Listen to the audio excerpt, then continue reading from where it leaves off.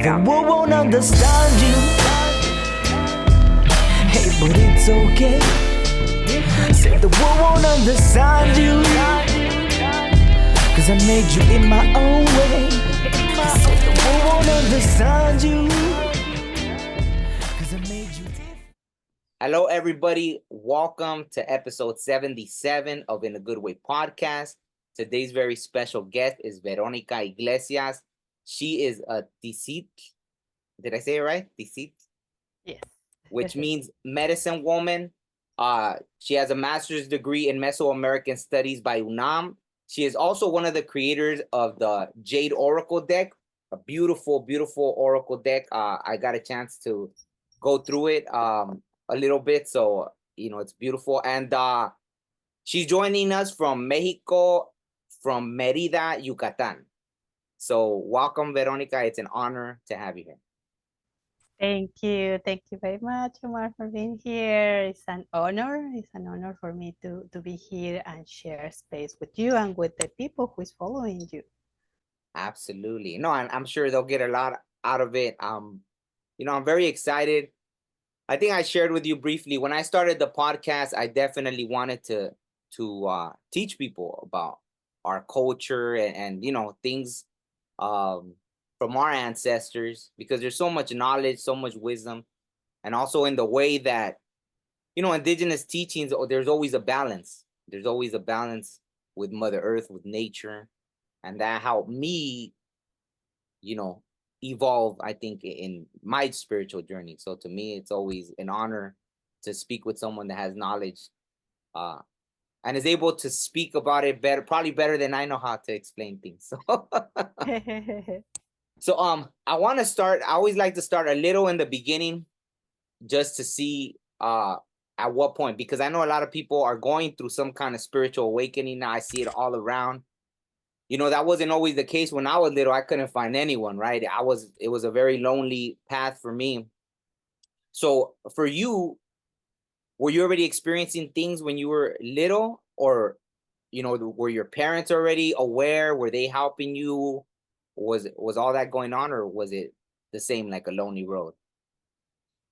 I will say same thing, same path as you described. I grew up in Mexico City. I was born in Mexico City, urban space. So I remember when I was little, I have the capacity to see the world in a different way, to perceive things, to feel things, to feel the energy. And sometimes I remember sharing with my mom, like I can see something in the window, I can feel something under the bed, or just at the beginning. And she was trying to see. She went to the, for example, went to the window and nothing. Checking the bed, there's nothing there, but it's like something, I can feel it. Or the energy of people. Like for me was like being a child, very overwhelmed to feel close to some people. I was not able to stand, be close to some people, or just go to, like hundreds, or no, thousands of people in Mexico City. You are never alone. So that's overwhelmed to feeling everybody's energy. So yeah, but nobody was able to tell me what I was experiencing. Um, yeah, for my mother's side, there's more like it's the indigenous part, but I was not close to them.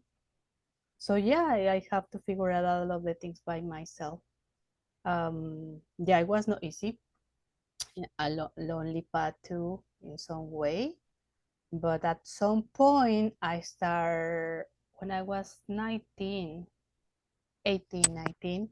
I found a place where they were offering meditation, like more like the West, like Western world, more that yoga meditation in that way. So I start understanding, and I love meditation that open, like for me to start understanding the world, to see that I was not the only one experiencing the world in this way.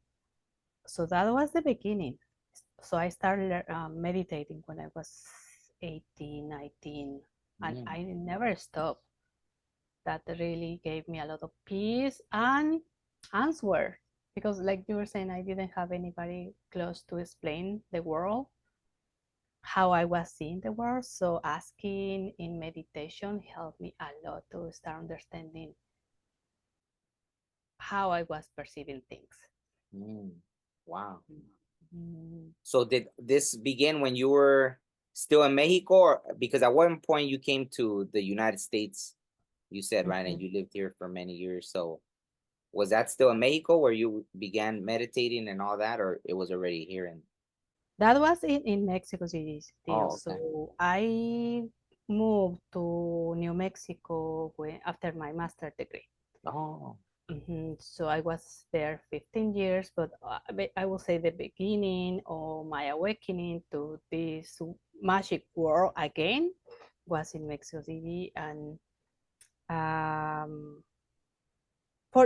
will say meditating helped me a lot. But later, I went to college. Well, I was in high school when I started meditating. Then I went to college, and everything became very, like, how I can explain.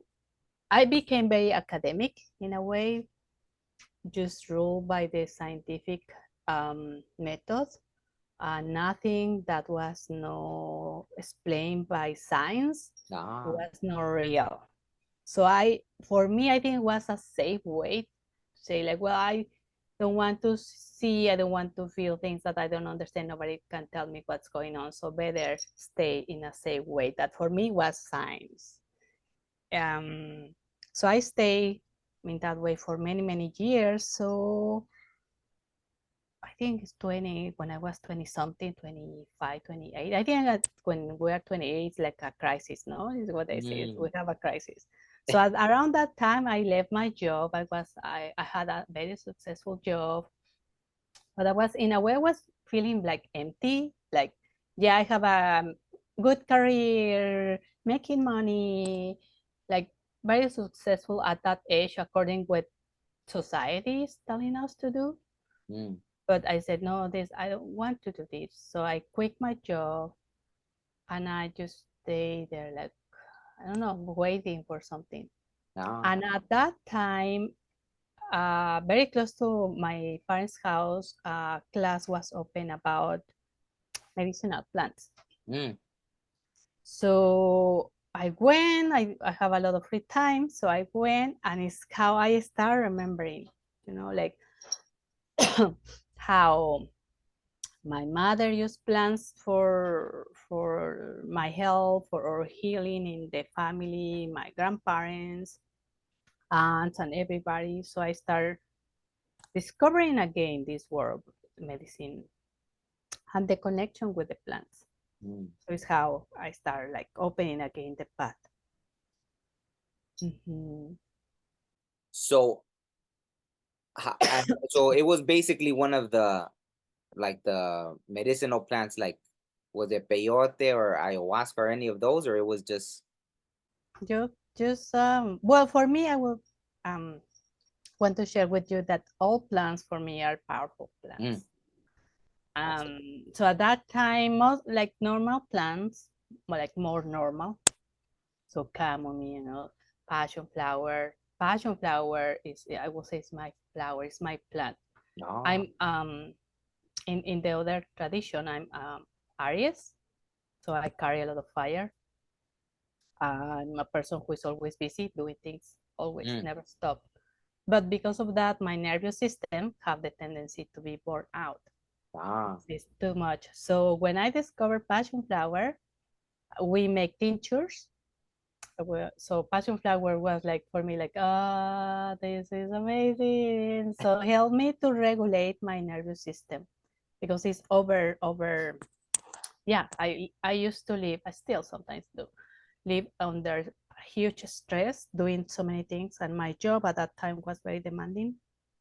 So just like passion flower, estafiate, tobacco, chamomile, cocolmeca, like these kind of normal plants that you can access everywhere. So that, and also I was in this group of women, most of them were mothers. And I was the only one, the youngest, the only one single. And for me, that also was very beautiful because something changed for me meeting or being a group of women Mhm. in that totally different context. Because when I was growing up, like again, living in Mexico City, I learned to be very competitive since I was Ah. in elementary school. So it's always about competition, competition, competition. And for some reason, in where I was, in my schools, competitions was the competition was always with other girls, more women. Mm. So it's a lot of was a lot of competition between us as girls, as women, young women. Uh, and that was how I used to connect with women. Competition, yes, friendship, but you know, you're my friend, but the rest, like, we compete to have good jobs, to have like, you know, like because also Mexico City to have access to a good education, you Mm. need super high scores. Wow. So it's always to be the best, the best, the best, the best. That's the so when I even and then in academics was the same thing, competition always. So I quit my job. Also, my bosses were on only women in all my jobs. Oh, wow. So was always this feminine concept. Oh, for me, the feminine word was competition. So Wow. when I went to this circle of women sharing knowledge, for me was like opening my vision to a different reality, how we women can connect. Mm. So that was magic for me to like, wow, I don't need to compete here with anybody. And Yeah. sharing stories, how the medicines were helping the families, or how other women were sharing about their ancestors, and their grandmother was doing this, and my aunt was doing this. So, like, yeah, totally different world Mm. was open for me, and I say I want to explore more this world. Yeah. Yeah, no, it's sounds like a beautiful experience to go through such a big change, like you said, to see where you're being taught to be competitive versus where you're being taught to, work together and learn together and pass on the knowledge. So at that point, were you already going to ceremonies, or it was just more about like, I mean, I know in a way it's still a ceremony, right? Because you're teaching, you're passing the knowledge, but was it already kind of like a temescal? Were you already going to those or anything like that, or not yet? Not yet, but that year, everything happened. That Oh, year wow. was like key. I think, you know, when you asked for something in the universe, so at that, like I say, I perceive the world in a different way since I was a child. So at some point when I quit my job, I was asking the universe, like, I want something different. Because at that time, also I want to mention, I was no spiritual. I was not a spiritual woman. Mm. I was not believing in nothing because, well, I grew up Catholic. That didn't work for me. Anyway, it didn't work for me. So at that time, I was feeling very lonely with the crisis, feeling that the world was too heavy to carry. Mm. So I started in this group of women sharing knowledge about the plants. And then at that time, the same year, I hear from a woman who was doing healings or therapies with obsidian, Ana Silvia Serrano. And later, she became one of my main mentors. Mm. So I contacted her, and she was thinking in opening a group to start teaching about crystals. So she's expert in crystal therapy, and obsidian. Um, and then she invited me to go to a ceremony, my first ceremony, for spring equinox in Xochicalco. That is a very sacred place where Quetzalcoatl was honored. So I was initiated there for second time as a saumadora, the carrier of the sacred fire. The first time was when I was a child in my family. I think I was 8 or 9, and one of my aunts gave me the saumador to go in a ¿cómo se dice? Not pilgrimage, but when they take the saint and they go around in the town. Anyway, but she asked me, like I was very young, so my family was involved with a big celebration, Catholic celebration. So she asked me to carry the Salvador, but of course I forgot about it. So when I was in the ceremony, so we have the presence of the peyote. So my first contact with the peyote, with the guardians, the Wirarica people, or huicholes. So that was my first experience, and it was so intense because that day, like I was telling you, like I was still very academic, very scientific in my mind. So that night, with the presence of fire and drums and songs, sacred songs, and the peyote, so I opened a memory of past life. That was not a very beautiful memory. Oh, it So wasn't? I was in shock. No, it was not. Oh, It wow.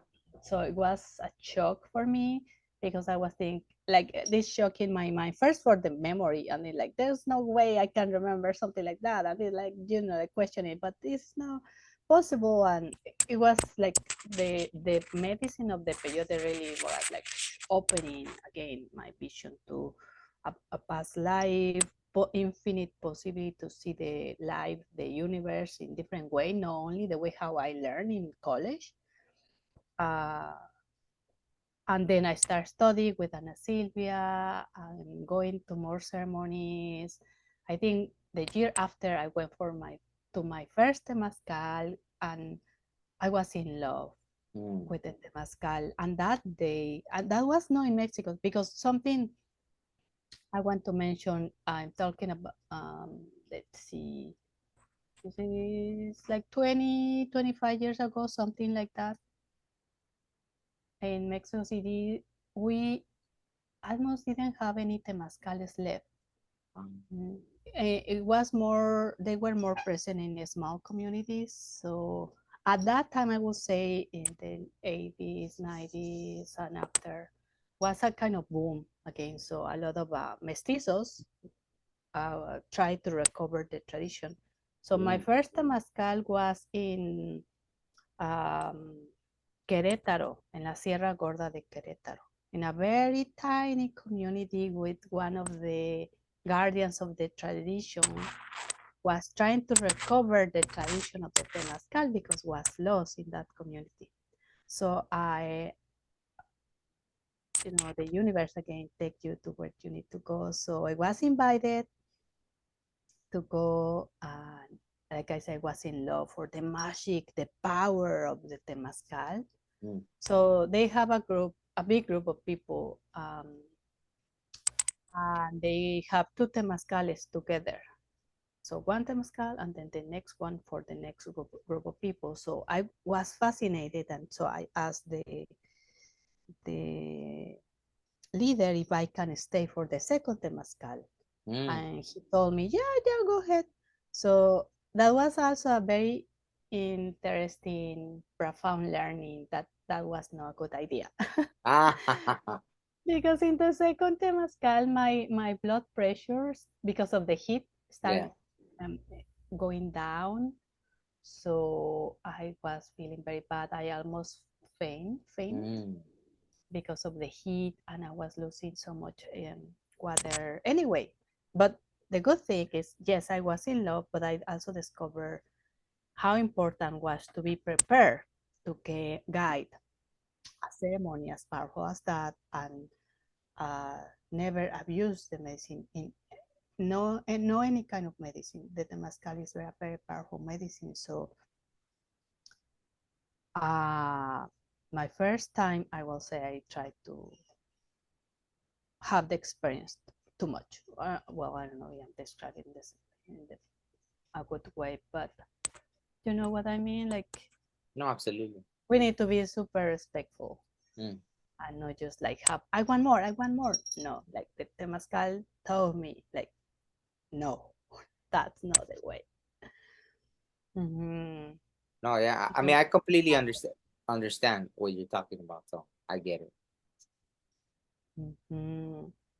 Yeah, like one after the other experience. So that these two couple years was everything. Mm, So my life was totally different in 2 years. wow. And that's when you said you were in your late 20s already when that started happening? Mm-hmm, Wow. mm-hmm. And Right. so you said you had because I noticed that that's when it happened. It's a lot to a lot of people, like a crisis or a trauma. So at that time you were going through something that pushed you towards wanting to search for more, right?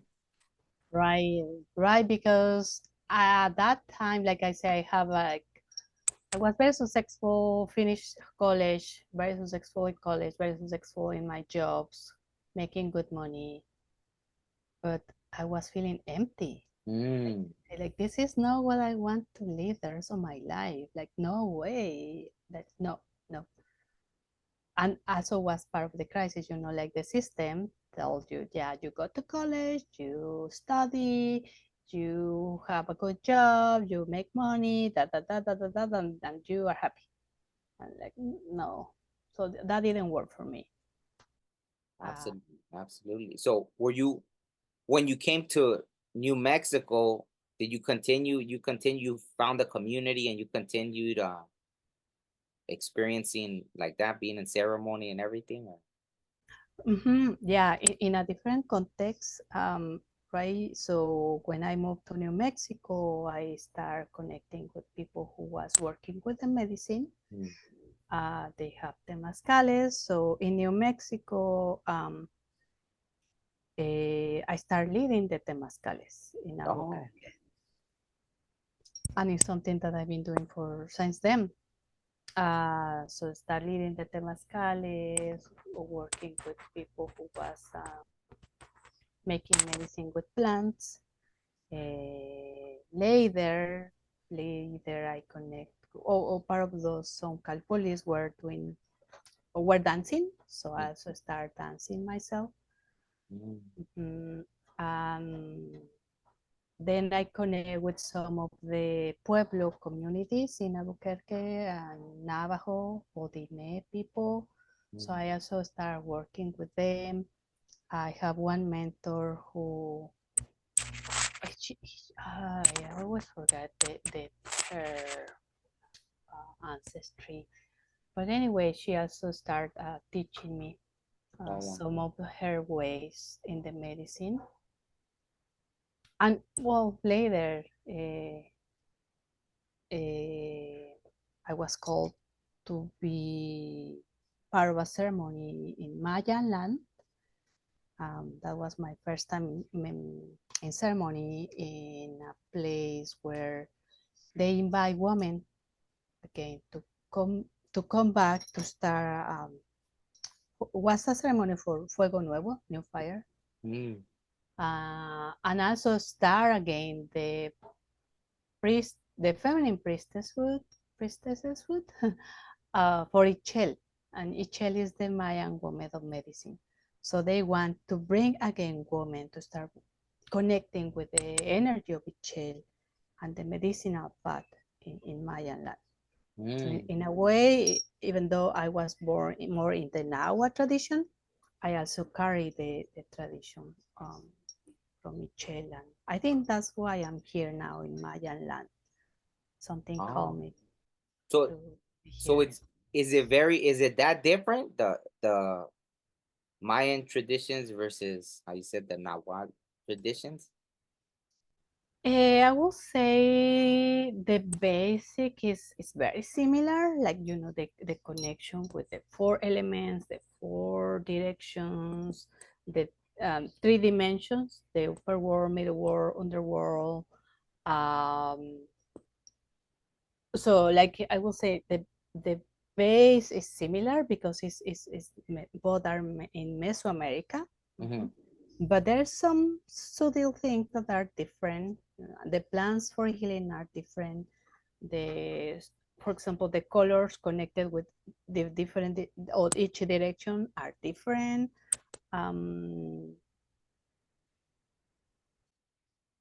But I would say it is, in a way, for me, it is very similar. Mm. Mhm. Let me ask you real quick before I forget, like Jade, because even what you have is that's Jade, right? Yeah. The, so and even the obviously the Oracle deck is even called Oráculo. How do you say it in Spanish? Jade? Jade. Jade. Okay. Uh so what are some of the things, or why were you drawn to Jade? Is it just a huge part of obviously it's a huge part of indigenous cultures, because even natives up here in the US use Jade and all that. So what is one of the main significance like of Jade for you or for indigenous people in general? Right. So Jade is, I would say, the most sacred stone in Mesoamerica. It is very important in terms of like in the economy, but spiritually is sacred. Mm, it was used and still is used for in healing. And the jade is connected with the energy, I would say, in a way, with the feminine energy of Mother Earth. So jade is connected with water. Jade is connected with jaguar. So here I have the jaguar, the energy of the jaguar, the feminine, jungle, water, cenotes. That's the jade, and jade as life too. So that's why the jade was used or wore in Mesoamerica. And also, when people die, they put a bit of jade inside the mouth, because they were thinking that with the soul needed to go to the other realms, the soul needs to have something very valuable with with him, with her, to go and cross the different places that the soul needs to go in order to go to the final destination. So jade is super powerful. I love jade, and also it's connected with what I was talking with the cosmos. So when I was in my master, I took classes with Alfredo Lopez Austin. That is, well, I love his classes. He was amazing. And he was describing that the three stones are very sacred for Mesoamerica: obsidian, jade, and turquoise. The obsidian is connected with the underworld, the jade with the middle world, and turquoise with the upper world. So, and for me, these stones came in that order. So when I every time I went to visit my grandparents in Puebla, very close to the Popocatépetl, the volcano, every time I found at least between 1 to 5 different pieces of obsidian, ancient. So as a child, I started collecting them. And later in school, I learned that obsidian was used, for different things. But they don't never mention the healing properties. So later, when I meet Ana Silvia, that I already mentioned, I learned how some of the ways how the obsidian was used in healing and divination. So the obsidian was like the first stone that came to my life. Then when I was in high school, around when I started meditating at that time, the jade came to my life. So I found it in the jungle in one of my field trips. So I found my first piece of jade. And later, when I was going to New Mexico. New Mexico is famous because they used to have mines of turquoise. So I connect with the turquoise. So these three stones are super powerful because they are connected with the cosmos, with healing, with divination, with our presence in earth. So jade is the stone that helps us to heal ourselves for all of the things that we experience living in this earth. So help us to make peace with our terrestrial existence in a way. And the turquoise is more when we want to connect with the divine world. It's very good for meditation when we want to answer, when we need answers. And obsidian is super powerful when we want to work the deep personal work of the shadow, no? When we really want to explore the reality about ourselves, things that we like, things that we don't like about ourselves, that's the obsidian. Oh, wow. And yeah, jade is an amazing stone, and that's why we call the Jade Oracle the Jade Oracle. To have like the presence of these archetypes again in this earth, daily life, how they can help us. Absolutely. And I heard you mention how you even put in another interview how you put jade when you drink water. So what is like some of the benefits of that you feel for the healing, like in mostly, or? Yeah, so like I was mentioning, the jade is like the connection with the middle world. So and jade is the carries the energy of the water, the jungle, feminine energy. So when we infuse our water with jade, we are in a way where, and mostly why now, because our water, the water that we are drinking, is not alive anymore. That's the reality.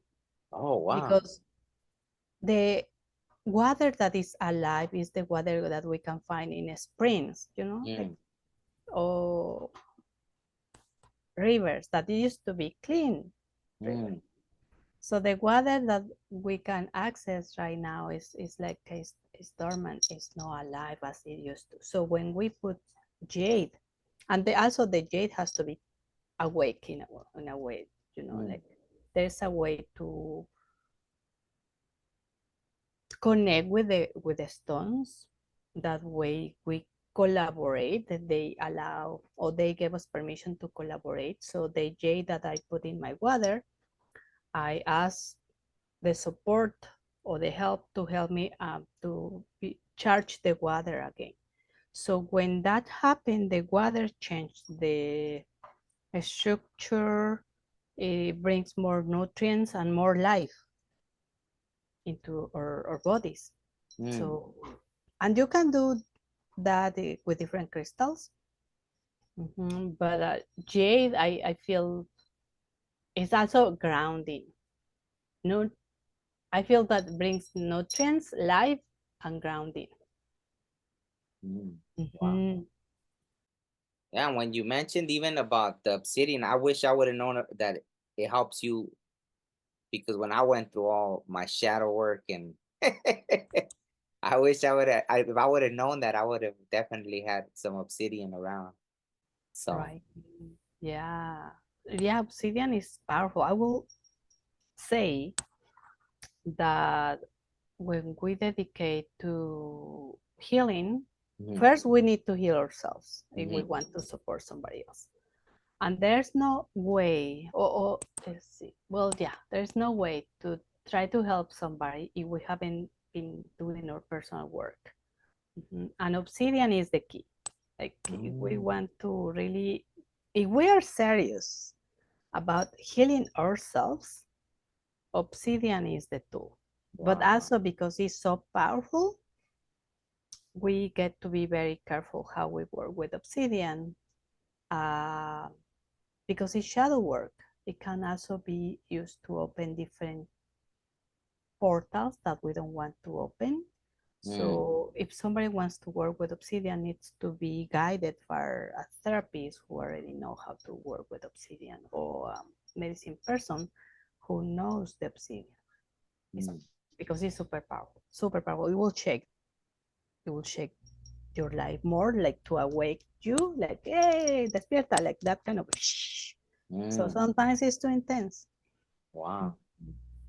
And so speaking of that, of like when things that help you awaken or you open these doors or portals, how do you feel about, like, because I know now it's become a trend, right? Where there's, everyone's doing peyote ceremony, everyone's doing ayahuasca ceremonies, everyone's doing even temescales, right?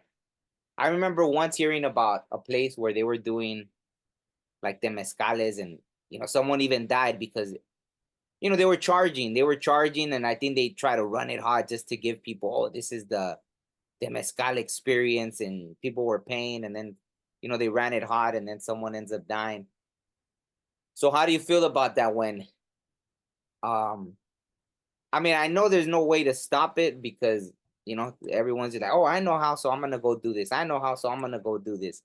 um but how do you feel about that? Like, do you feel it's just part of the journey, and it's gonna help people awake as long as people are doing this, or do you feel still that it's very important to have like people that know the medicine, that it was passed down, the knowledge from their ancestors and grandparents, parents, and they're carrying it on? Like, how do you feel, or how were you taught? Like, were you taught, yeah, this is the way, like, because it's safer like that, or there's a certain way?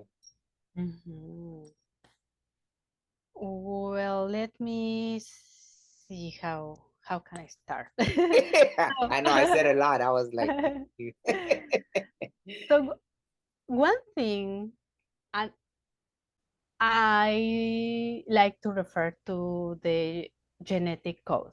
mm, So we, as descendants of people of some people, the originary people from some places, some lands, we carry that DNA in us. So if our ancestors were born, let's think, like for me, like part of the two ancestors, my father and my mother, they both families were close to the volcanoes.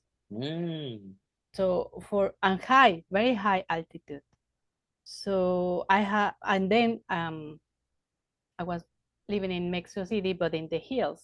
So my body is used to very low air, high pressure, like like I have that genetic code that helps me wow. to be in those places and to be in cold. But I don't like the cold. That's the thing. But I have that genetic in me, like close in high altitude, and also the plants that the people or my ancestors were using.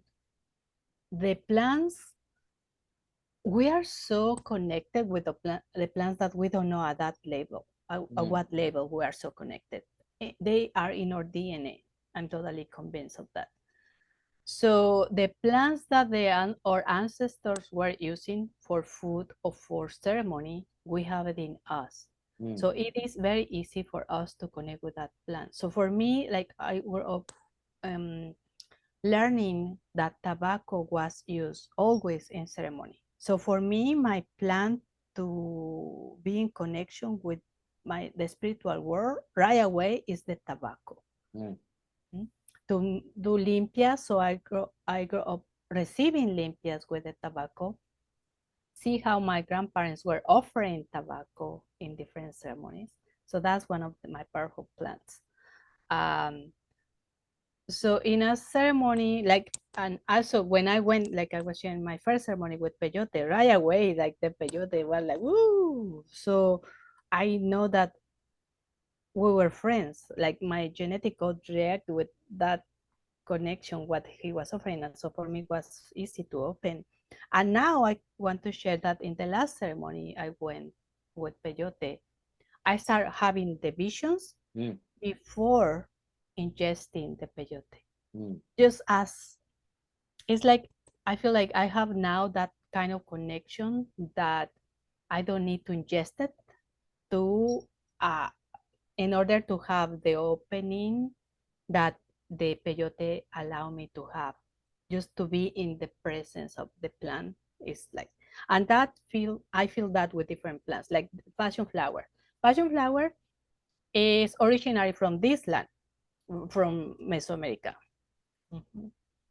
So for us, it's also our plant. It's one of our plants that is super powerful to calm the nervous system, like I was sharing. Estafiate. Oh no, well, after, if you can, I want to know where I can get some, if after, before I forget. So if after you To could have send me a passion link, flower. yeah. Sure. And I know that in California grows very easy. Oh, okay. It is very easy to find it in gardens. So yeah. So there's another powerful plant, estafiate. So the estafiate stajat in Nahuatl was used in ceremonies and in healings. Yautli or pericon is another plant that was used for our ancestors. So we, as descendant of these people, we react better to these plants. Now, going to what you were mentioning, that there's now a weird mix with different medicines and traditions that I think it's going to continue happening, but my personal approach is like, it's not good. It's not good for our soul. It's not good for, or again, like mixing. Like, for example, me, I don't have any connection with the ayahuasca plant. I don't have ancestors from that land. So I don't feel the call. I don't know how my body will react to this medicine. It's super powerful. Like San Pedro, I don't have any connection with Peru neither. In terms of genetic, it's not like I don't love the culture. I love it, but it's not in my DNA. So having, and now I know that in some places they are mixing temazcal, but it's also mixed with the traditional sweat lodge from the Lakota people, and they are bringing different plants. So it's like a huge mix that, in my how I see the world, can be dangerous. Can be dangerous for to the spirit of the people and to the body of the people. It's too much. It's like putting, it's not necessary. It's too much, ¿cómo se dice? Mucha pólvora para nuestro cuerpo. Too much energy. Like, oh, okay, energy. Pólvora is the one that we put in the gunpowder. That gunpowder.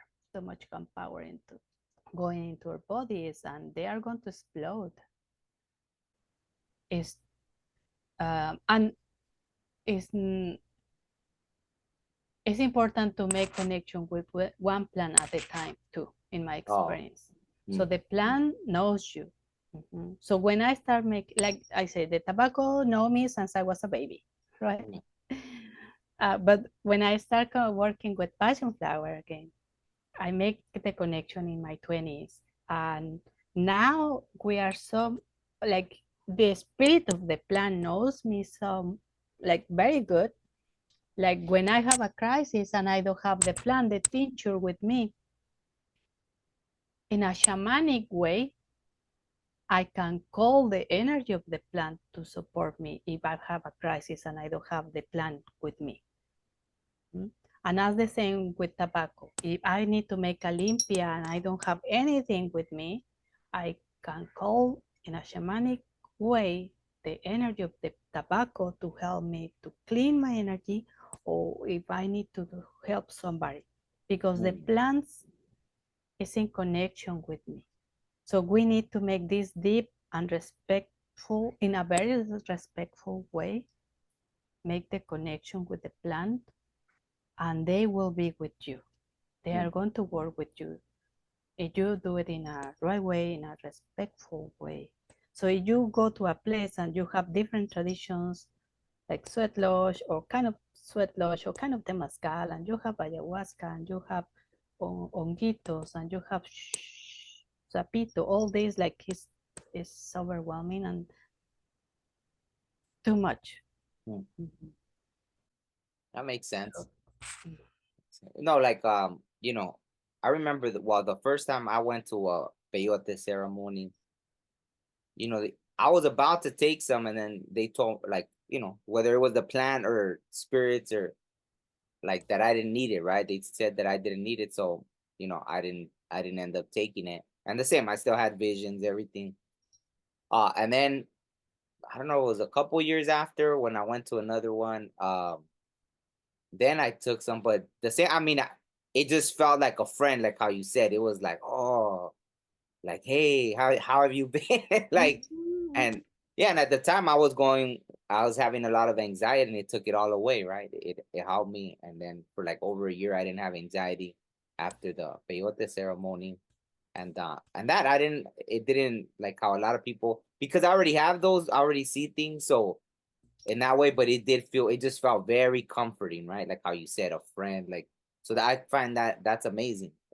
And obviously, yeah, I guess if people don't get that, how connected we are to the plants, we literally live from the oxygen that the plants give us. How could they not be a part of us? Like, for the Right. lack of respect a lot of people give the plants, and nowadays where everything's about destroy nature and build, build, build, and they're literally the ones that are keeping us alive. And it's just amazing that people don't see that, you know? So, Mm. Yeah, and also uh, sometimes we as a society or the system is pushing the people to don't have this connection. mm, Like for example, they promote smoking, and we forgot how sacred is the plant, the tobacco plant, and smoking just because like a hobby, or just because we get addicted to the chemicals of the plant, and not only this plant but different plants. It's just this addiction. They feel very disrespected. They don't share the medicine anymore, and they because they are in a way, yeah, for this, because they are feeling that way. Their presence in our lives, if we continue using in that way, they can be toxic. Like I say, tobacco is not the only medicine that feels like that. It's other medicines that people's using it, and they just like whatever, that they are not very happy about it. mm. You reminded me right now. I don't know. I mean, I think I'm okay to share it because it wasn't told to me in a ceremony or anything like that. It was just an elder that shared this. I'm almost like asking, like, is it? So I feel like I'm okay to share, right? But an elder told me once that they had a ceremony because that the trees wanted to leave, because the trees, like how you said, felt disrespected, like humans, and that they had like a bunch of elders, a lot of medicine men, medicine women. They had a ceremony to ask them to please not leave. So people don't, and I believe that, yeah, like I got, even right now talking about, I got chills all over because I knew how powerful that was when that was said, and I don't think people know like how many things help us while we're here. I've had a lot of I get frustrated sometimes with not understanding the human condition, that we're so self-destructive, right? Like, Mm. like I feel like this earth is a paradise, right? Like Mother Earth gives us everything we need, but for some reason we don't see that. Have you been shown anything? So have you been given any messages about that, like going forward? Um, or one of the main things that they want you to teach while we're here? Like, is there any specific thing that they really, or that you've seen in ceremonies that you're allowed to share, or anything like that? Right. Well, in this ceremony that I was mentioning, my first ceremony, when we have the presence of peyote, um, the leaders at some point in the ceremony, and after my crisis, when I like that was a all night ceremony. So after my crisis, that I was, I don't know, midnight, 1 in the morning, I don't know. After in the morning, they were calling us, and with each person that was going, through this initiation, they were sharing part of their mission. Like, you came here to whatever. So when it was my turn, they mentioned that I was here to be a portadora de la palabra, a bearer of the word. And then that's it. And then I was thinking, okay, and what's the meaning of that? What do I need to do? So after that is when I decided to go back to school, because for me, one of the things is like, I've never left totally the academic part. I question, but I know well, for me, I need that, like, my mind is like this, the food of for my mind, learning, always studying something. And so I went back to school to learn about our ancestors, even though I wanted to do it since I was like young, but I didn't have, I don't know, I was like not sure. But anyway, I went to study Mesoamerican studies, and there, with this idea, like, I needed to be aware of the word, what's the meaning. So I studied for 3 years, then 3 years, and then start doing my research, but always with this idea. I needed to know who were the bearers of the word, and what they were doing. So, and with this research, that guide me to the healers, the TC, the TTC in plural. So TC is the word in Nahuatl for people who work the medicinal arts.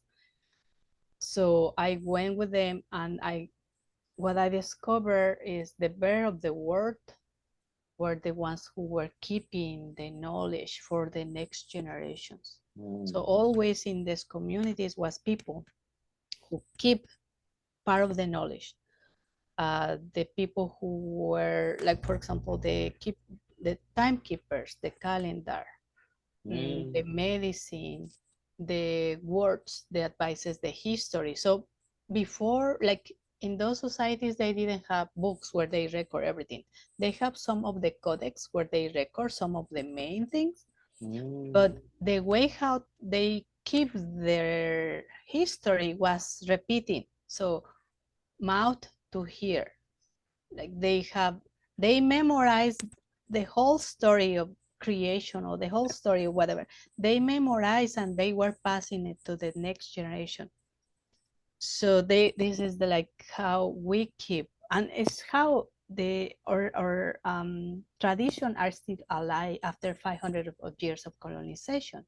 Same thing with some of the intervention of Catholicism and all that, but they're still alive. So that's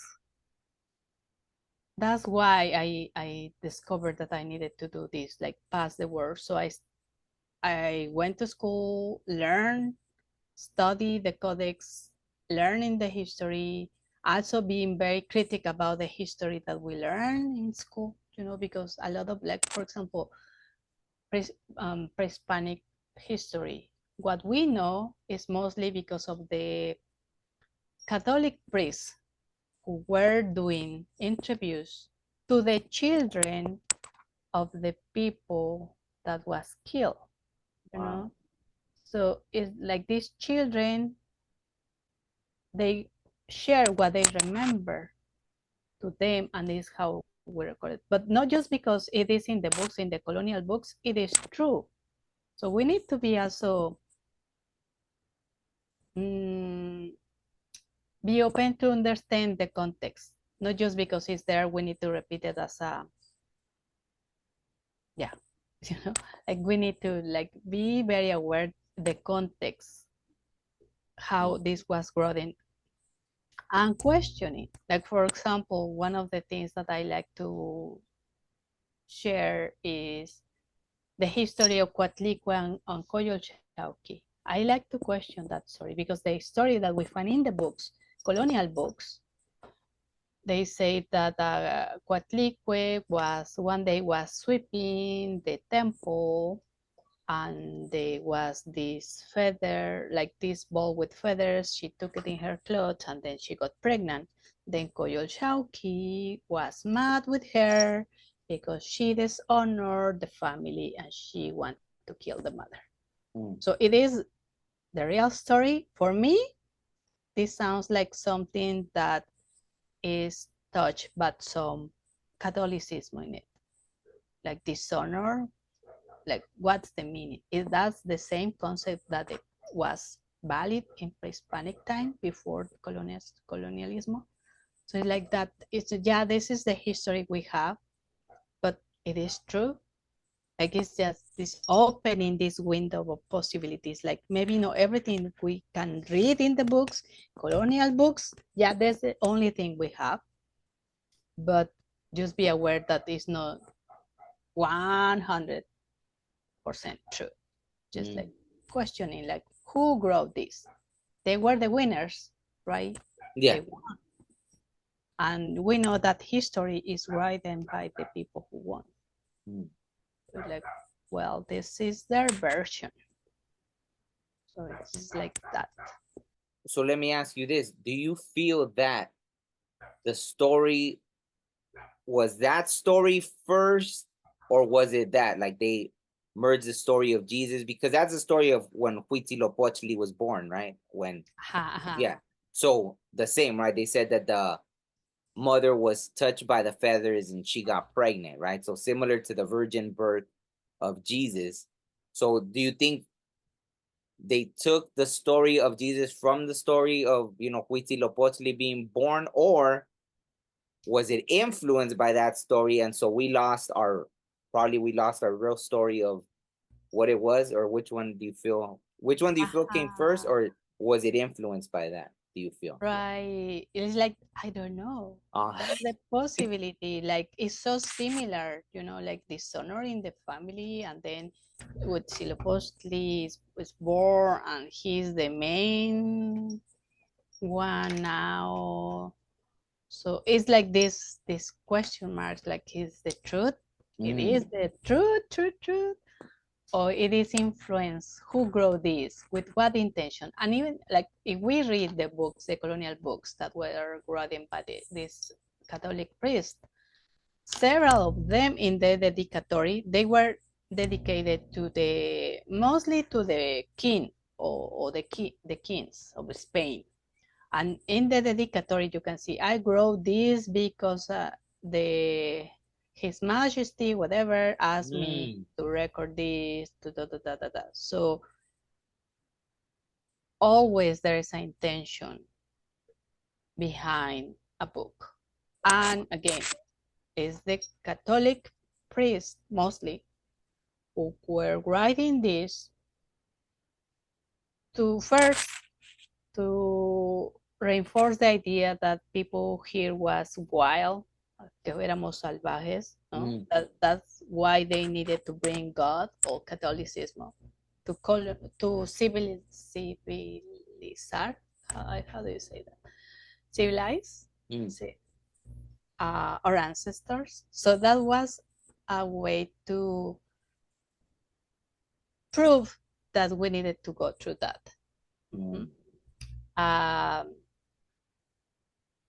I will say, between a lot of those books, Fray Bernardino de Sahagún maybe was the one who was more honest in a way.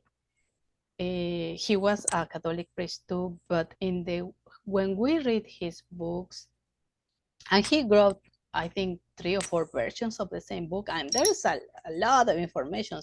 So he went to the children of the people, the main people, and then at that point they were already trained in a school where they learn Latin, Spanish. They continue keeping part of their language, Nahuatl or other indigenous language. And these children then were sent to do the interviews with some of the elders that were still alive. So they were asking the questions, the elders answered, but also at that point, like, a lot of people was killed. The wise people was killed. And then is coming this priest with these children, or these children that they already started having a colonized mind. They are coming to the wise people, asking them all these things. So these people, the elders, they know that a lot of the others were killed. What is the freedom that they really feel they have to share?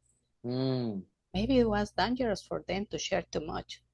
So it's like a lot of that, like having in that context. Like it just like all these people was killed because they knew, I don't know if I want to share, or I can share just a little bit, but not everything.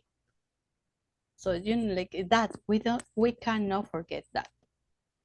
Like not just because it's in those books from the 1500s, it is true. No, absolutely. Have you ever read a book called Broken Spears? I don't know what it's called. Lanzas Quebradas or Broken Spears. No, but that book is amazing because they said that that's probably one of the most accurate depictions of what happened like during the conquista. And even when I was reading it, I think like every 10 pages I would be so upset because it was written by, I think, two native survivors that were there when they attacked and then one Spanish. So the Spanish story that he wrote the letters back and this and that, it matched the stories of the two native. And it was within 7 years after everything that happened at Tenochtitlan, right? When they explained how they had asked to have a ceremony because at that point, I guess the Spanish had already, tricked them. They kind of had already took over. And then they asked them, well, you know how first, I guess would you feel it's true that they thought this was one of the, the god Quetzal? Like, do you feel that Cortés was yeah. Quetzalcoatl? Yeah. Do you feel that story is true, or because that's kind of what it's saying, or how do you feel about it? Well, I think I was reading a book. I don't remember now which one was, but that they were mentioning was another way to justify everything that happened. Oh. So there's some theories that mention that they never believed that Cortés or the Spaniards were gods, so they were Quetzalcoatl coming back. Because right, like they were very smart people, like super smart. So they learned, they knew that they were different men, very different, the appearance, the habits. So there, I prefer that version that they didn't believe that was Quetzalcoatl. But and that's again why we have that story in the books. Who create that version? Like it's like like in that book, like I can't remember what was the name of the book, but they mentioned that they justify everything that happened because they have the right to do it, because they were bringing the energy of Quetzalcoatl. So like I say, I like to question a lot of the things that we have in the books, because again, who wrote the books, with what intention? And there's still still a lot of files, for example, in the Archivo General de la Nación, that are still there, different things written at that time, but nobody has translated them yet. So if at some point we can continue exploring, we might find more versions in Nahuatl from the indigenous people who survived or who were alive, and understand what happened. Like, for example, this book maybe is similar to what you were referring, La Visión de los Vencidos, for Ay, ¿cómo se llama? I forgot the name. La versión de los sencillos. But this researcher went to this Archivo General de la Nación, found the files, and make the translation. And we can see some of the sadness of the people who was conquest. Mm. So it is tricky, like, yeah, it's what we have. The books are, yeah, they are there from the 1500s, 1600s, but most of them were written by the Spaniards, Catholic priests who want to justify a lot of things.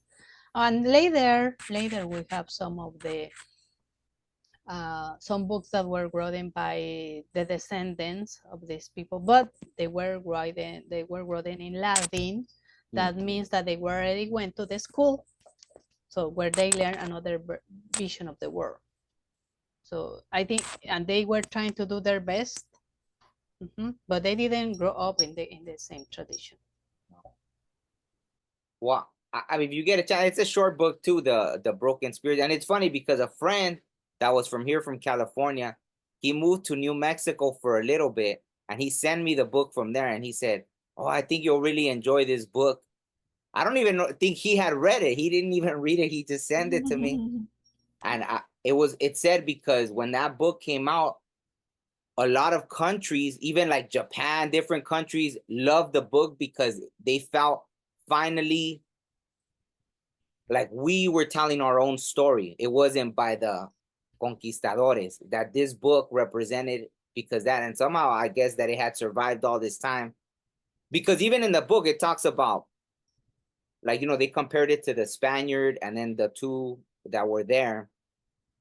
And even the Spaniard, in his own words, he couldn't believe when they went right there and they got to, I guess what was the Aztec Empire, they saw that women and children could travel through the roads safely without nothing happened to them. And they would have runners, that runners would go through the roads to make sure everyone was safe.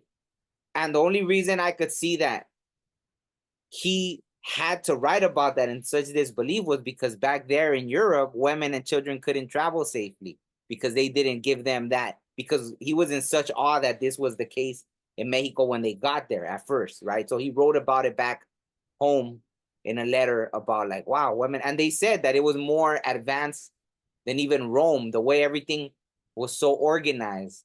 And he said how people, the marketplaces and everything. So he's writing. So if you read that book, it's making a sound that our people were, more civilized according to them than even they were over there. So that's why this book, I thought, I don't know, it sounds like, it's not putting us down. So that's why I think it gave it more validity. I think that's like more validation, right? That this book, but it talked about that. It was like, the reason it made me upset, it was talking about how when they had given them permission, all the weapons were away, and they were having a ceremony that the drummers were drumming. Then the Spaniards came, they started chopping off their arms. There were people tripping on their intestines as they were trying to run away. Yeah, so it's very graphic. And so when I was reading that, and that's why it was, according to the book, that it was written by two of the survivors within 7 years. So they said, even like, for example, the story of Jesus wasn't written until I think hundreds of years after, or at least 50 or something. It was a long time after he was already gone. So that this is even one of the most accurate, because within 7 years after that happened, it was written with, I don't know, something like, I haven't read it in a long time. I can't even find my copy. I really want to order another copy because, that book impacted my life a lot. Like, when I read it, I think it made me more hungry to learn about, like, our culture and, that, like, the lies that we've been told and things like that about that. So I don't know. Yeah, maybe you could read it and then you could tell me if you think, how you feel about it, because yeah, I'm very curious. What is the name? The title? Broken Spears. Broken Spears. Let me see if I could see, I can find it. I'm sure I forgot, because they said they translated it to Japanese and to this over like 10 different languages, I remember. Broken spirits? The broken spirits. Here it is. It's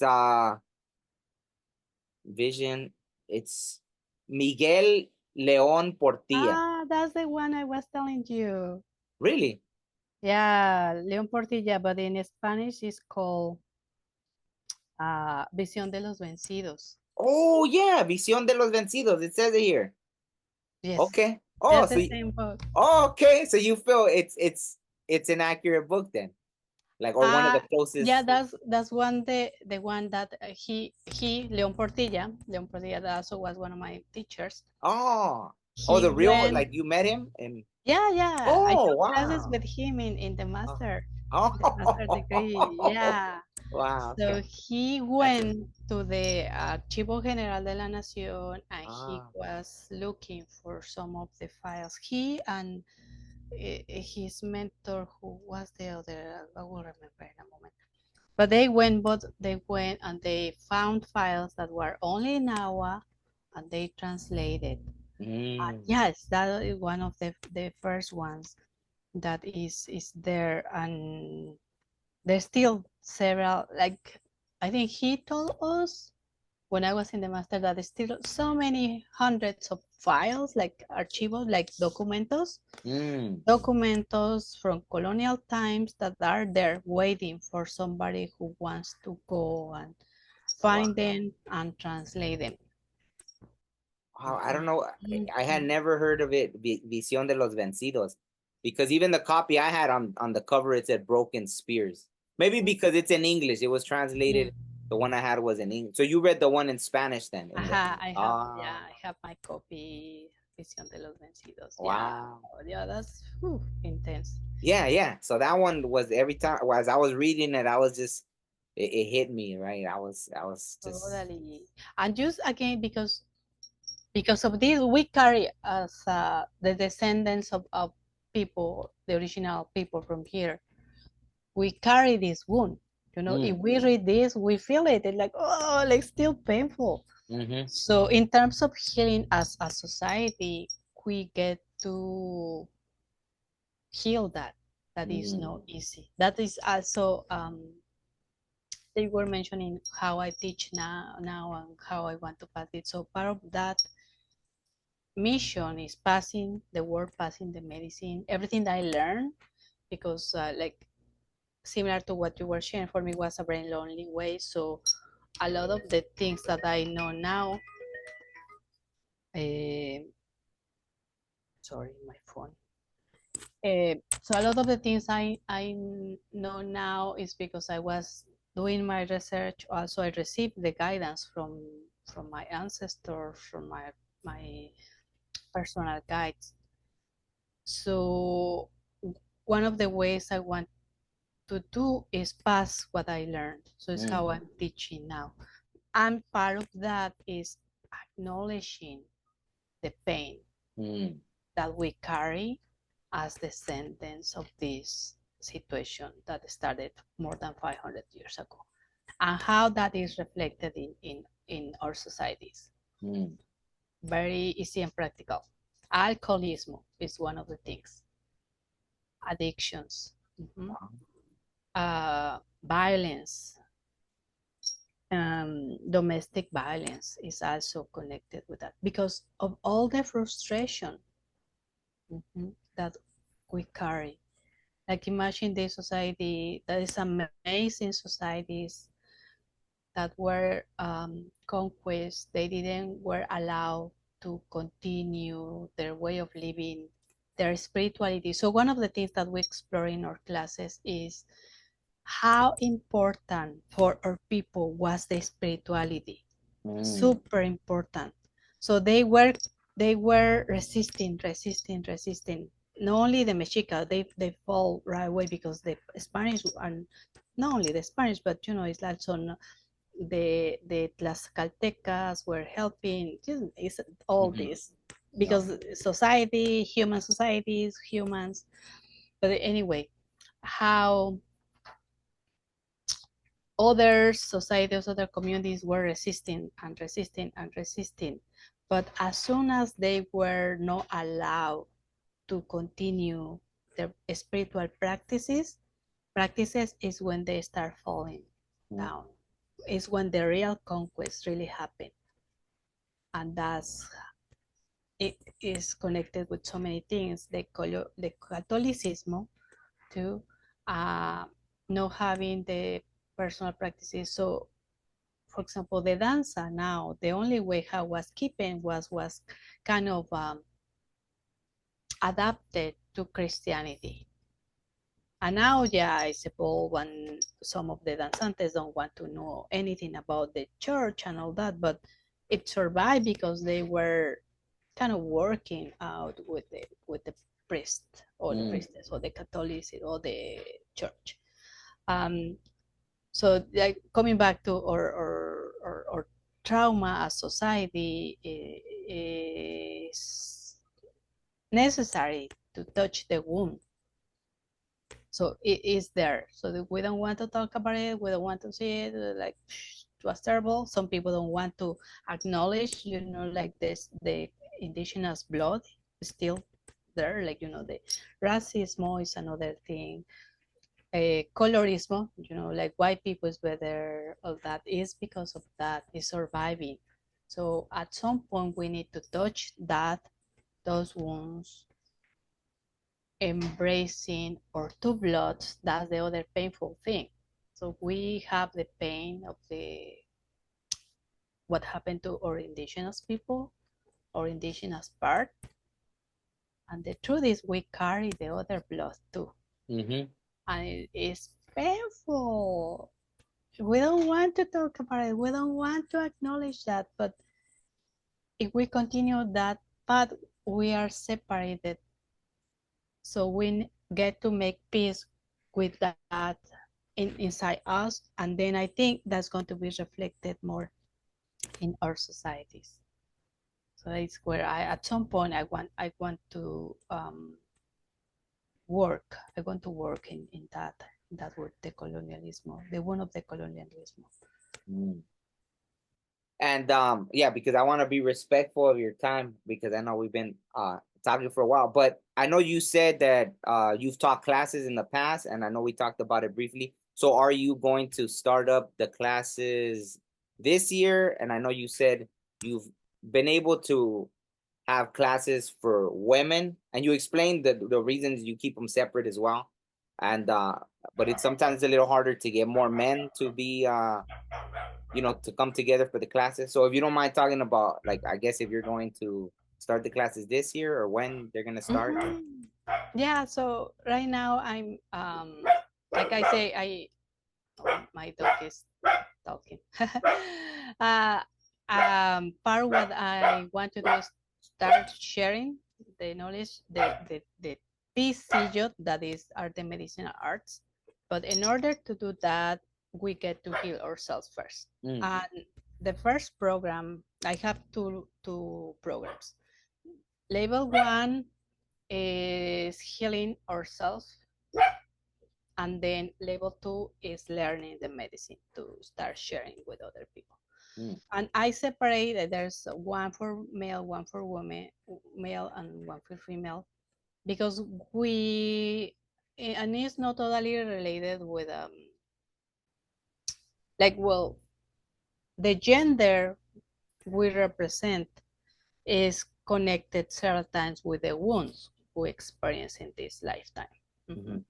So women usually is a lot of violence of gender related with the wounds, and male is the violence is also present too, but for example addiction or violence, fathers, boys, the sons, alcohol or other addictions is present, machismo in a different way.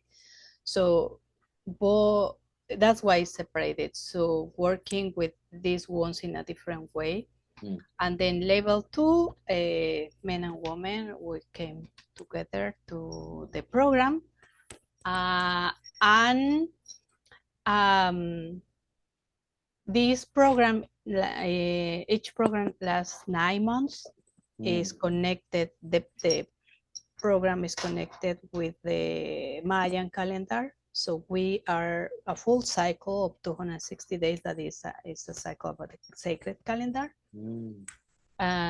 This calendar is important to mention that is connected with us as humans. Is 260 days is very close to what a pregnancy lasts. Also, this calendar, there's number 13 and number 20 is important. Number 20 because we have 20 fingers and toes. Wow. And 13, we have 13 joints. So this calendar is completely connected with us as humans. So that's why I'm following some of the ways how the elders were working with these teachings. So I opened these programs just as some time. It's a very specific time in the year, or very specific time in the not the 365 days, but in the other cycle, the sacred calendar. So I open this every 9 months. So the next one is going to be open for men late May and for women in June, if I remember right the dates. And it is open for everybody who wants to start working, learning the TCJ, the medicinal arts, in the tradition I'm carrying. And yeah, it's open for whoever is serious. I know everybody wants to touch the wound, but that's the only way. Touch your wounds, work with our shadow, improving ourselves. And why it is important for us to do that first. If we want to help others and we haven't been working with our own wounds, if something happened and we want to try to help others, if the person that is in front of us has similar wounds, we're going to be reflected. And we can react and we cannot act. So the idea of working with our personal wounds first and doing our work first support us to be there more in the middle point, that is center, more balanced when we want to help somebody who has a crisis. And that's why it is a requisite to work in the TCO in my program, to first work and center in ourselves and then go and be ready to start learning the medicine to start supporting others. No, that makes perfect sense.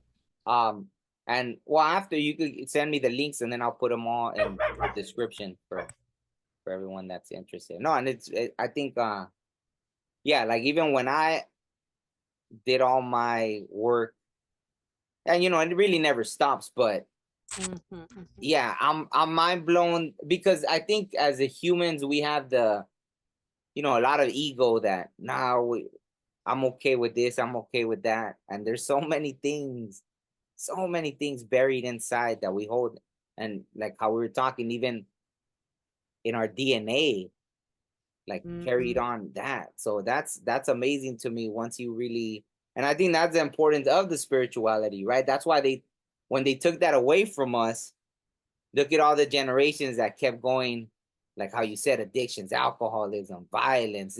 Like I said, that story, imagine when a Spaniard wrote, wow, women and children travel safely through, and then somehow even us, if that's how we were before and we adopted these ways after colonization, where then even we became that way, right? Violent, where like if you walk through a certain neighborhood, like, yeah, nobody's safe really, right? Like men, women, children, everybody, right? So to hear that at one point these people that came were like, wow, like people travel safely there, like, wow, like, so that was us before. So it shows what we're capable of. We were these, whatever we were, we were these beautiful people, right? That we were able to do that, right? And we had people protecting, So of course there was still warriors. It's not like, oh, there was no kind of warrior society, but there was some kind of respect within that, right? So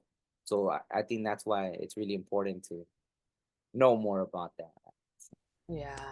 Yes, it is exactly like we need to know from where we're coming from to know where we are moving forward. So it is very important to know what happened or try to discover the best we can, like reading between lines and then knowing what we want for us, but also for our descendants. Like we're doing, like whoever is serious about working in personal healing, it's not for the person, is healing the lineage. Like we are healing what happened, the trauma our ancestors have, in order to don't pass that to our descendants. So that's the idea. Like stop at some point and creating a different, at least having the intention that our children will have a different experience, not carry as much as we have. Like, of course, everybody's going to do their work, right? We're humans, but less for our descendants. Absolutely. And so just to like with what you just said, why do you feel that like not just the Western culture, but the way, and they keep pushing about, they want to see the earth kind of destroy and then a reset rather than do the work. See, I've always thought like that. We can fix it. We can change things. But to them, it was always about, and even religion, I don't want to, I know people are sensitive to that and I want to respect, but that's why religion didn't resonate with me, because when I would hear them, they were always talking about, oh, the world getting worse is good because that means a Messiah is going to come and fix everything, right? Or the church was going to be raptured, like God was going to come and take everyone and the earth was going to be destroyed, but those people were going to be saved. So rather than us being accountable and fixing things, there was always this escapism, right? Like, oh, well, we're going to leave, no accountability. We're just going to leave and let the world. So people push towards, oh, okay, let's destroy it faster so then we can leave, because as long as it destroys, then there's going to be a reset. And they're still pushing that in movies and this, that. There's always a zombie apocalypse, a meteor hitting us, the tsunamis, this. So they're always pushing towards this destruction. And for me, I've always felt we are here to change. We can. And it's not for us, for our generation, the future. So, right. And even now, understanding that we do come back, why would you want to come back and leave it? Wouldn't you, if you know you're going to reincarnate and come back because we've been here so many times, wouldn't you want to come back to a beautiful place instead of all this destruction? Like, so that's why I feel. So how do you feel? Why, or that, do they just not know? Or do you feel there's like, it's almost like a war, a battle in the spirit world where it's like one side they need that destruction, and there's some of us that are trying to prevent that. Like I just, because I go around in my head over these things sometimes. So how do you feel about that? That's a deep question. So that made me thinking in this law that is I don't know the words in English, pero es caos y entropía. Chaos, entropy maybe, but basically it means like it needs to be that way, like it's the universal law. So at some point the chaos is going to be so evident that it's going to be terrible, the worst, like the lowest point. We like the situation, whatever situation needs to go there in order to go to the entropy, I guess. That is like the best point. So it's like, and after that, to be in the best point, like paradise, it needs to go again down to the chaos. So this is a lot. So I think we are experiencing that now, like everything gets to be worse at the worst point to get better. And it's up to us if we are able to see it and do our personal work. Yeah, no expecting that or God or the angels or the extraterrestrial or whoever is going to come and fix. Like who and why? Like this is my house, this is my garden. I'm the one who needs to take care of that. Who's like the neighbor is going to come and clean my garden or my house. It's exactly the same thing. And it's so easy to don't take responsibility and just say, oh yeah, like I'm going to leave it to God. Like, no, like yeah, but take action. Like there's also this dicho that is I think it's guessing in the Bible, like cree en Dios pero amarra tu camello, no? So believe in God, but like tie your camel. Like yeah, take action. Like do your work, take your responsibility. If you leave the camel, it's going to be gone. But yeah, you were asking God to take care of your camel, but you get to make some actions too. So I think it's that the level of responsibility that everybody carries with inside, like some people. And I think in the last 3 years, it's more evident. Like who is serious about life? Like are you really taking good care of your health? Like deep, like are you eating healthy? Like how are you doing with sugar? How are you doing with sodas? How are you like, and also not only physical health but mental health, emotional health, all that, like, and it's so easy to don't take responsibility, like it's just like, oh, just like, ¿cómo se dice? Pues echarle la culpa al otro, ¿no? Like, like I don't need to do anything, no? Like everything we are responsible. Nobody is going to again come and fix your temple, your body, your physical body. Is your responsibility to.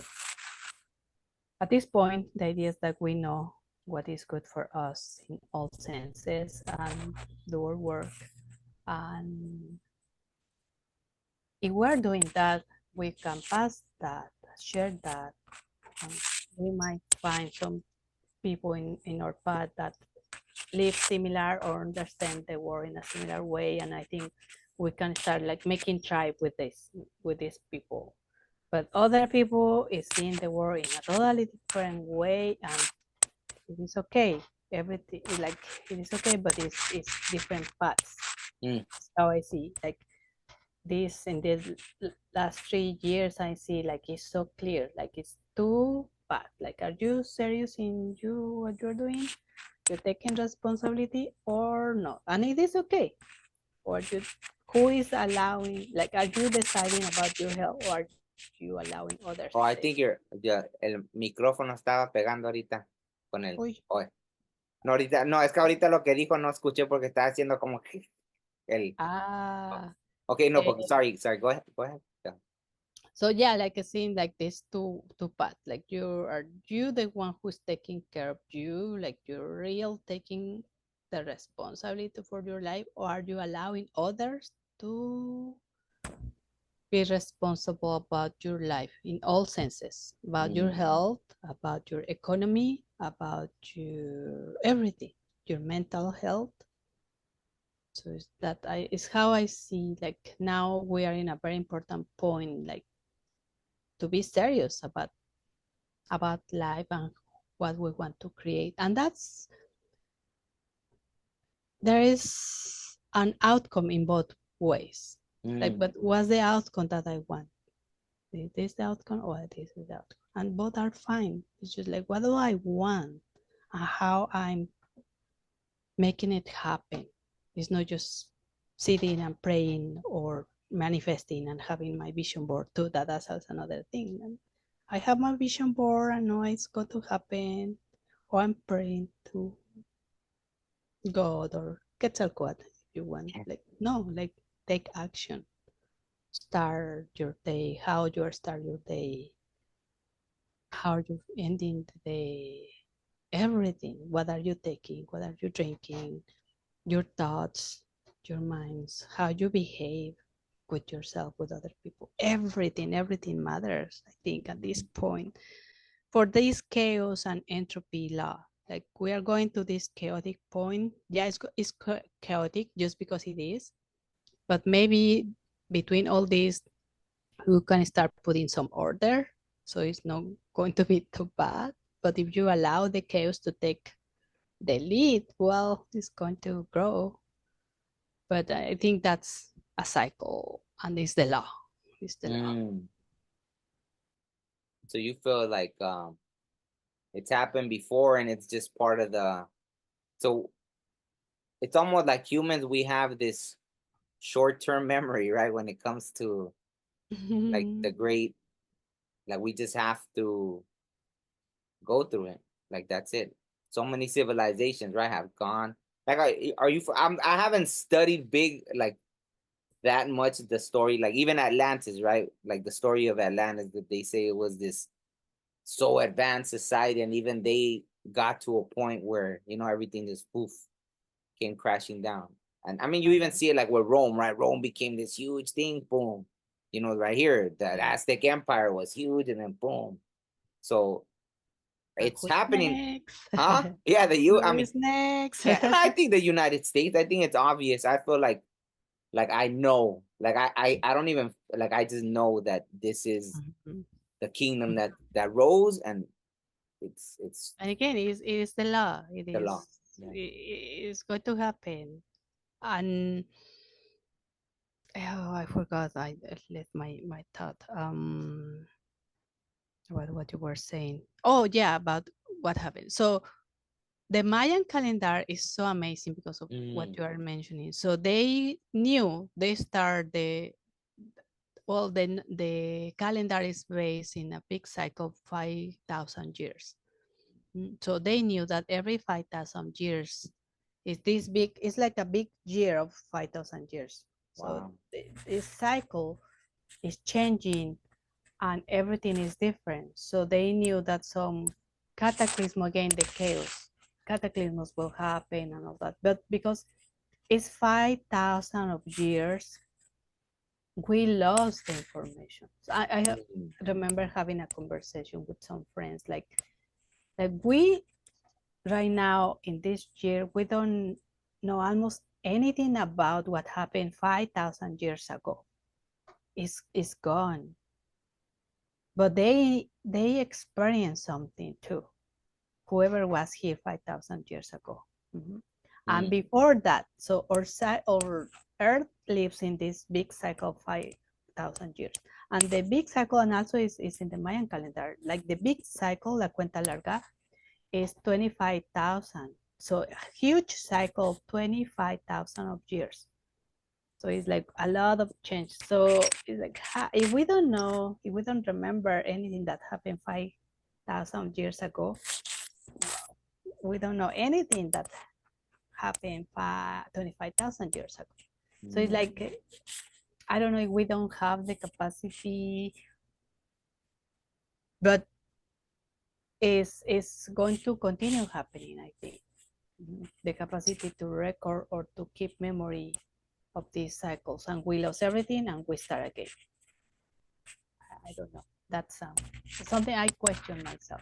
No, absolutely. And I think that that's what a lot of these temples and pyramids are. I think that they tried to leave us that they were aware, or at least as it was coming at the end of these cycles, how do we leave this information? So they build these huge pyramids and things that have all this information that would survive a tsunami or survive something. I think that they have been trying, or we, right? If we keep coming back, we're aware at some point, we become aware and we say, okay, now I'm going to try to leave something. So the next time I come back here, I know, but then someone has to translate it, like you said, like all that information, and no one's really taking the time to translate all that, just a little bit here and there. And that's only 500 years ago. Yeah. So yeah, so hopefully yeah. Yeah, so many questions, so many things, but I think we get to do what we get to do with what we know and taking action and moving forward to create something different. At least, well, how I like to see my life and the world is I want to leave this world better, nicer than I found it. At least with more flowers, at least with more plants, at least with remembering more about healing, loving ourselves. Absolutely. My hope. Absolutely. No, that's beautiful. No, thank you so much for saying that. And yeah, so I don't want to keep you any longer. It was an absolute honor. Hopefully we can do this again. You know, I definitely feel that there's even, you know, that you have tons of knowledge that we didn't get a chance to go into everything, you know, but yeah, I mean, if you can give me all the links, I'm really interested in your class as well. So I'll put all the links in the description. Yeah, sure. Yeah, there's these two classes or the main programs, but also if you allow me, I want to start teaching classes about reading the oracle soon. Oh, okay. How to interpret the cards. Part of the other things I going to start doing again are tours to sacred places. Oh, I saw that you used to do that and you stopped at some point, right?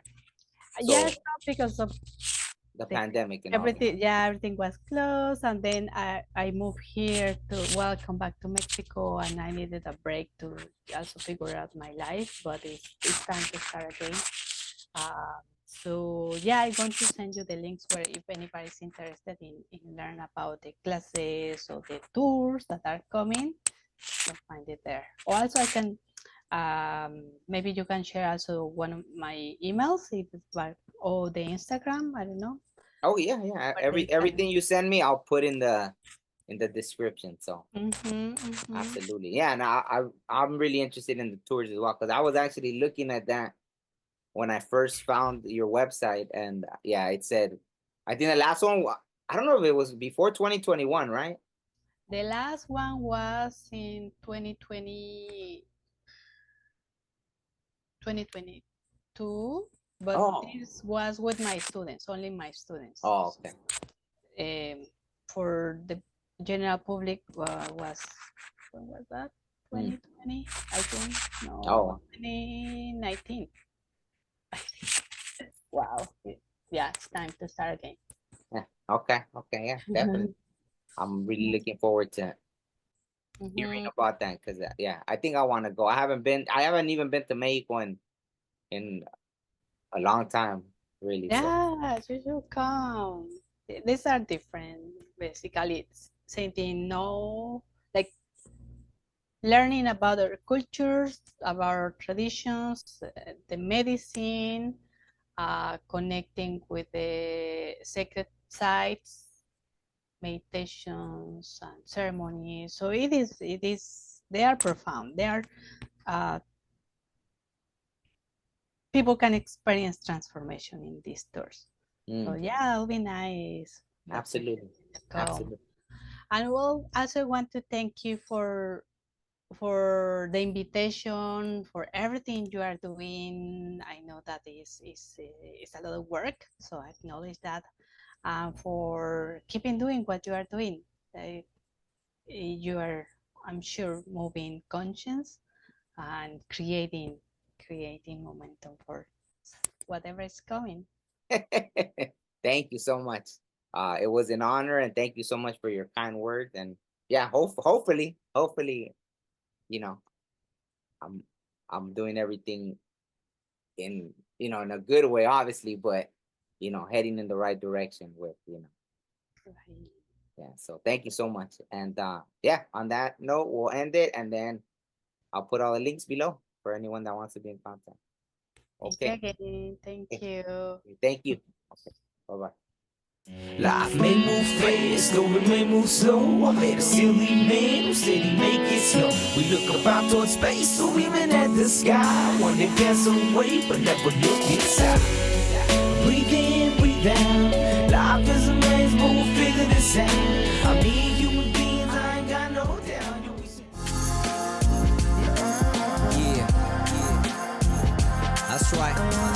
Yeah, sometimes you just feeling it, you know what I'm saying? You just feeling it.